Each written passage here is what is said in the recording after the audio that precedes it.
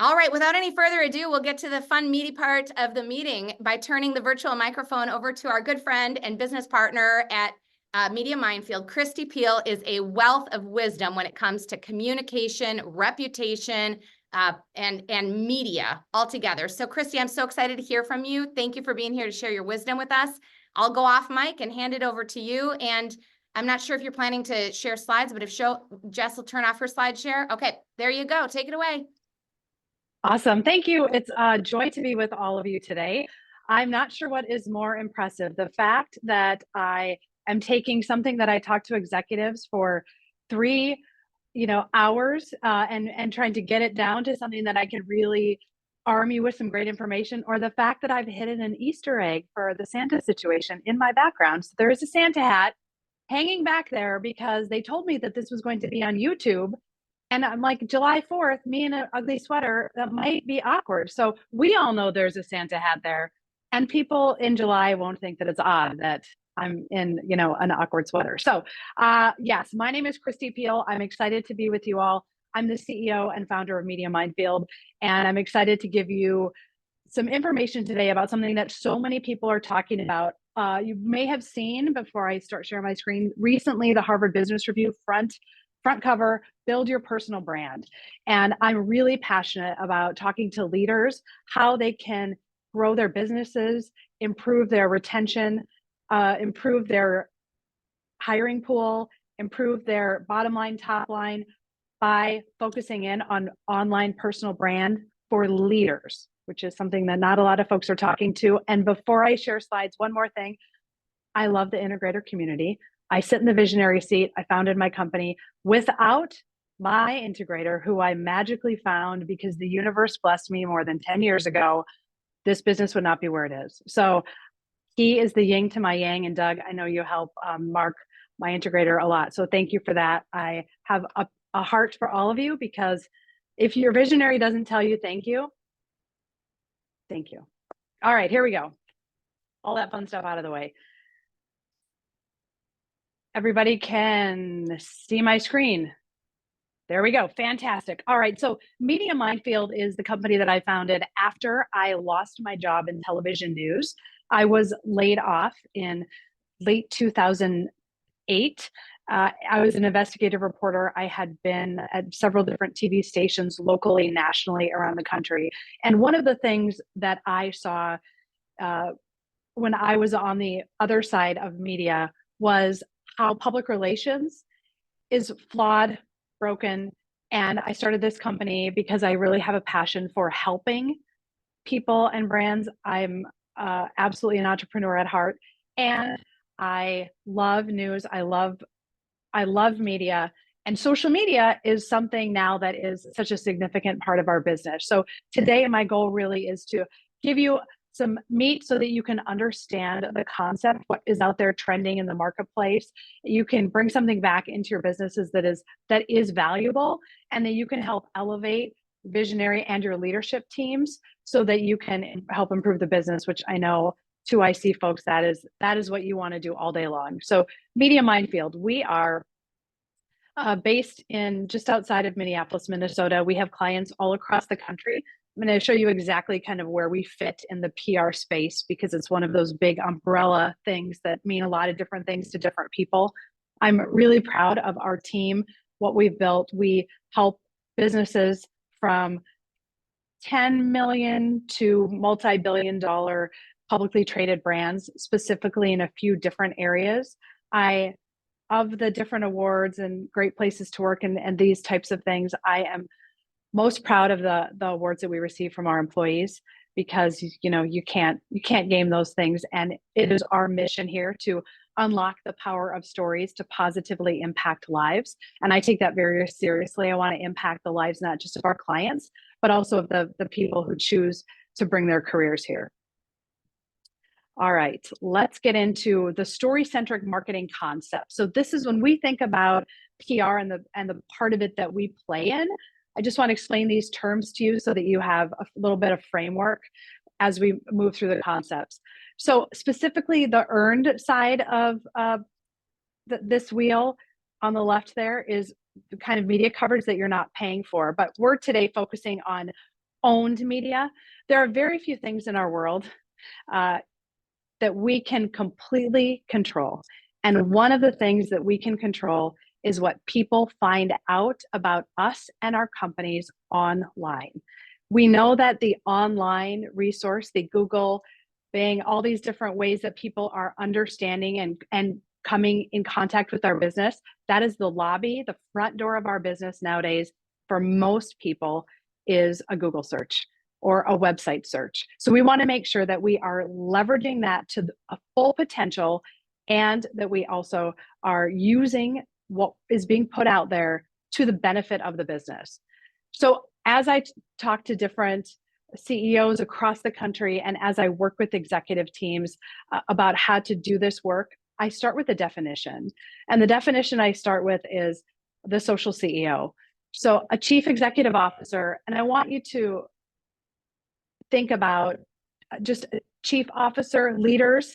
This concept works for that visionary, that CEO. It also works for anyone on the leadership team because every single person on a leadership team plays a different role to elevate that business. So active social media public profiles. Active means that you have to have done more than just reshare a company post or stalk. A lot of people are active stalkers on social media, but to be active by this definition means that you are purposefully commenting on things and sharing new content. So that is that active. Public means that other people can find it. So LinkedIn is public, meaning that most people can see what you're posting and then it's very easy to become connected with someone. For most of the people, most businesses, LinkedIn is the most important platform to be considering. However, we've got some businesses where, boy, Instagram or TikTok is the place. But for most leaders, we're thinking about specifically LinkedIn, regularly posting strategic content to benefit the business and their personal brand. All right, here we go. The stats that surprise folks.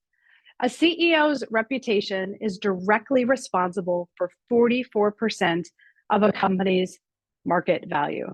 This is oftentimes surprising, specifically to leaders. However, if you think about your own life, think of the different companies that have had some really significant shifts in stock prices or in employee turnover based on what the CEO has done positively or negatively. I can think of Tesla, I can think of Uber, I can think of a lot of different things where the CEO has maybe said something that has negatively impacted the company. But I think we forget oftentimes that the positive inverse of that is that when a CEO is positively doing activities, it is impacting the company's market value. And what's interesting to me in doing this work, I actually saw this stat several years ago, and it was the impetus to understand how to create a service line to help executives do this and trademark it. So we have this whole kind of service line built around it and help executives across the country manage their online profile.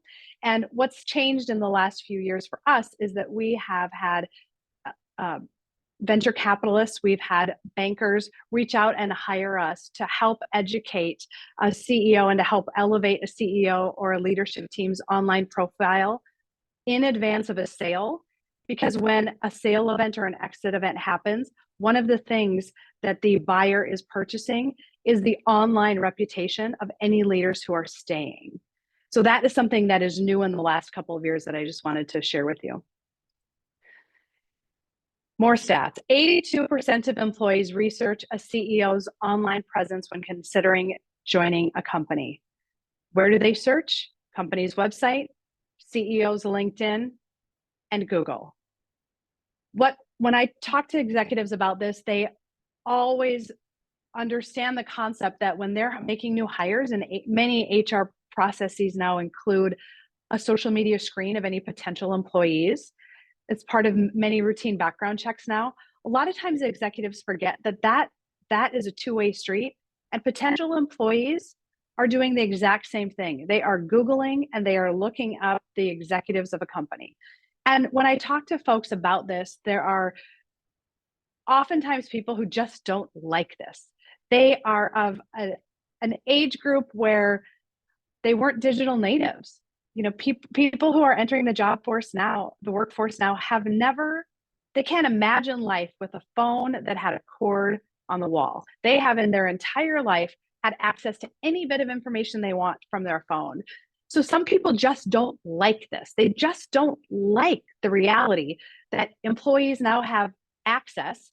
And frankly, for most people, if you Google yourself, your other members of your executive team, it doesn't take long to probably find your home address, maybe even your phone number. A lot of things that you may not know are out there are oftentimes public. So if that information is out there, we may or may not like that this is the reality, but we do have to understand that this is true. And we have to decide if we're going to operate and use this mindset for our benefit for our businesses, or if we're going to watch it kind of go by. When I've seen companies that really take ownership of the CEO's online presence and the leaders, not the brand, the people's online presence, and it significantly can impact the business, and it can give them an edge over their competitors. Because there's some talk about this, and I talked about the Harvard Business and that putting that on the front cover. This still isn't commonplace yet as far as the practice. A lot of companies think, boy, we should do this, or I know, gosh, we'd like to, but not a lot are. Another concept that I want to talk to you about is digital legacy. This is a term that we talk a lot about, and it's something that oftentimes isn't thought about, where for many of us, when we entered the job force, the professional life and the personal life, there was a divide. And now, because of Google, because of searches, and because of, frankly, the expectation of Gen Z, that line is gone. There's an expectation of accessibility, that people should have access to the personal life of the people they work with. Again, we don't have to like it or not like it, but it's true. There's a lot of studies out there that show that. And I talk about digital legacy because whatever role you're in now, that is a part of what likely people will find out about you when they search you in 5 or 10 or 20 years. And oftentimes when we think about controlling our legacy, we think about wills and trusts and lawyers and accountants and those types of folks. And yet, when people consider the social media or the online presence of executives, they're oftentimes really comfortable handing that important legacy, the digital legacy, to someone who may be 20, 30 years junior than them, that may be really good at understanding the science of social media, but may be really bad at understanding the art and the importance of having sophistication and nuance and audience when it comes to digital legacy. So I want to make sure everyone understands the concept that this doesn't just impact the professional, it impacts the personal as well. Our actual largest, we handle for some really large organizations, we handle the social media of the entire executive team. And our actual largest and first client in this realm of that size came to us because the wives, it was 2 women, were married to men who were running the company, and they didn't like what their children and grandchildren were finding on Google. Because for many years, the people running that company had allowed, their strategy was to say nothing. And so, like many companies, there have been lawsuits, there have been Glassdoor reviews, there have been some negative things out there, and they never put anything positive out there, which essentially means that you're handing the digital legacy over to people who are no longer with your organization, who may have a beef to pick with you, who may have a personal vendetta, who knows? But my point in talking about this is that this digital legacy concept is critical, because this work lasts a long time online. People who follow both a company and one or more of its executives are twice as likely to purchase from that company. And this isn't just a stat about direct-to-consumer products. This is business to business. This stat from the Wall Street Journal plays out. And what I found in our own business and with our clients is that oftentimes people, our potential buyers or potential employees also will start following me. And once they become a client, then they will start following the company. So oftentimes it is the person that is the door opening to the business. And as we know, people work for people, they don't work for brands. And people buy from people, they don't buy from brands. So this stat is the future, and it is a surprising stat for many people. Another way to think about this is, in the past, the data of our organizations is where a lot of focus, especially marketing teams, brand teams, focus on that data, mining the data, getting the data.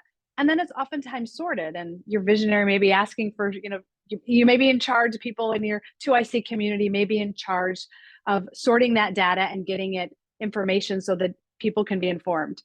And the new world, and I give a lot of credit, frankly, to social media for this, or maybe credit's the wrong word, depending upon where you fall on the like or dislike of this information, is that people expect a story and they engage with stories and they interact and connect with stories. We are hardwired for stories. And I don't mean a happily ever after fairy tale kind of story.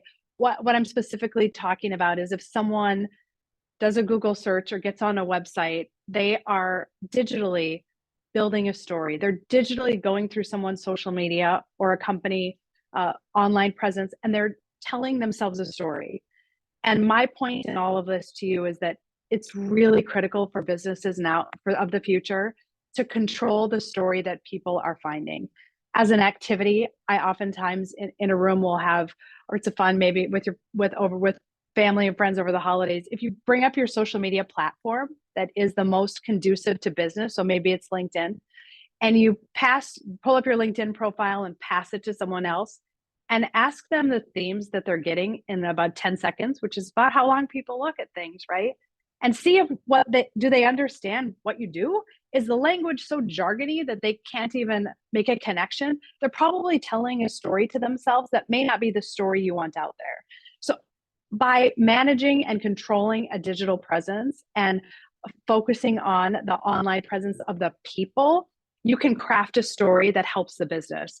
And the reason I love this slide, besides the fact that I have two sons who are now mostly grown, and we've got a lot of Legos in my house, and one of my sons actually built this for us. And the data picture is the pile of Legos that he built the story from. And in that data pile, you can't find just by looking at it, you can't find the pretzel, you can't find the rose, you can't find that dog, you can't find the tree. And that's oftentimes what people are doing online. They're just putting stuff out there and they're expecting their buyer, their employee, their consumer to go sift through to find the information to build the story. And that is dangerous nowadays when people have short attention spans and people are looking at people and making decisions with their dollars and with their careers. So by telling a story, that potential employee can decide, boy, I don't want to work there. I'm going to walk right by. They're probably not a good fit for you anyway.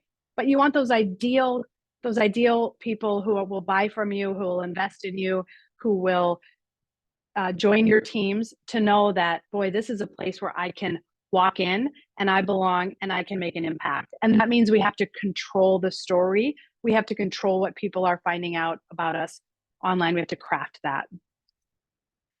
And finally, my last slide for all of you is that you can't sell anything if you can't tell anything.